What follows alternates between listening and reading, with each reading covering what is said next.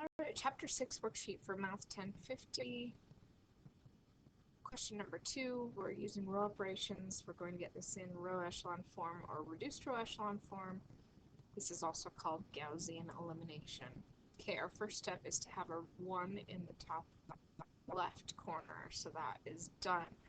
Our next step is to have a 0 right below that 1, and then our next step is to have a 0 right below that. So that part's also done, which is nice. So right now, in order to get our row 2 where we need it to be, we are going to take, so we'll have a new row 2 by taking our row 1 and multiplying it by 3 and adding it to the current row 2. Alright, let's do that. So we would have 3 times 1 is 3 plus negative 3 is 0. 3 times negative 2 is negative 6, plus 2 is negative 4. 3 times 3 is 9, minus 2 is 7. And 3 times 7 is 21, minus 10 is 11. So just to highlight what we did, where we've been, where we're going, I'm going to go ahead and keep my colors consistent once something has changed versus when something has not changed. So our first and third rows have not changed because they already have what we want in them, and our second row has changed by multiplying by 3 and adding it to row 2. Okay, so now we have our 1, 0, 0. Now we want a 1 in the middle and a 0 below it. In my opinion, it would be easiest to trade these two rows.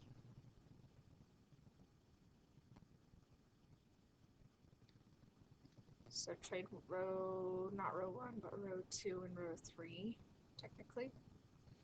Should go ahead and do that. So let's go ahead. That would look like we're just going to keep row 1 the same. So 0, 1, negative 1, negative 2, and then 0, negative 4, 7, 11. Okay, now I want to get a 0 here. So to do that, I'm going to multiply this row by a 4, and then I'm going to add it to that row. So in other words, I'm going to get a new row 3 by multiplying row 2 by 4 and adding it to my old row 3. Alright, so let's do that. So 4 times 0 is 0, plus 0 is 0.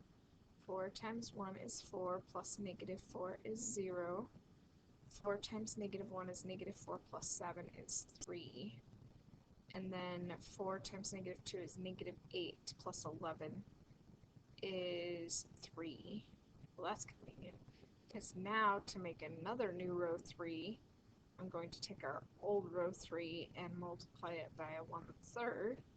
And that's going to turn these into 1s, exactly like I want them to be. So let's go ahead and write down the results of that step. So I have 1, negative 2, 3, 7, 0, 1, negative 1, negative 2, 0, 0, 1, 1. Because I took the 3, 3, multiplying by 1/3, and I get those ones that I want.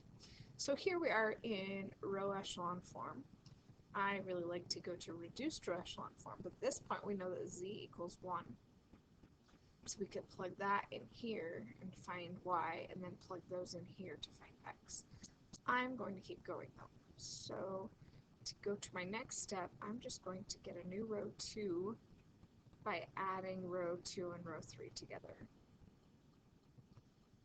Because that 1 will cancel out that negative 1 and turn it into 0, which is exactly what I want to have happen.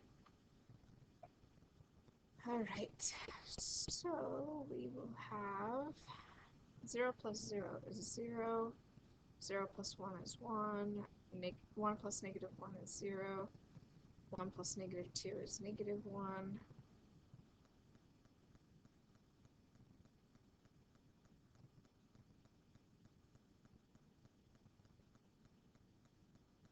Alright, now we need a 1 here.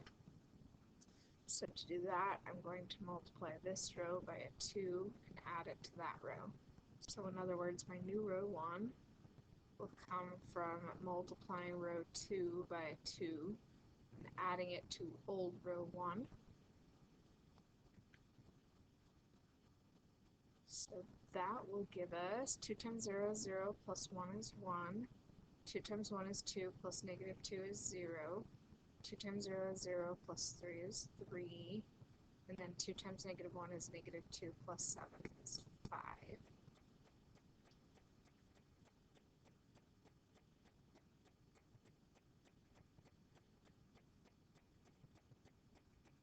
Okay, then the next step I'm going to do is temporarily multiply this by a negative 3, which means maybe I should have left it what it was previously, but that's okay.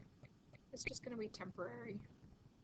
So what I'm kind of doing here, and I'm writing it out weird, but I'm going to have a new row 1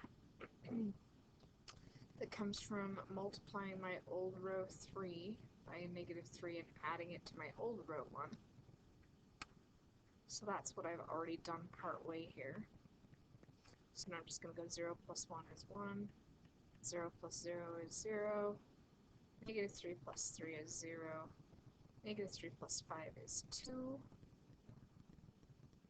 and then I'm going to go back to what those were before I multiplied the negative 3, so back to here, 0, 0, 1, 1.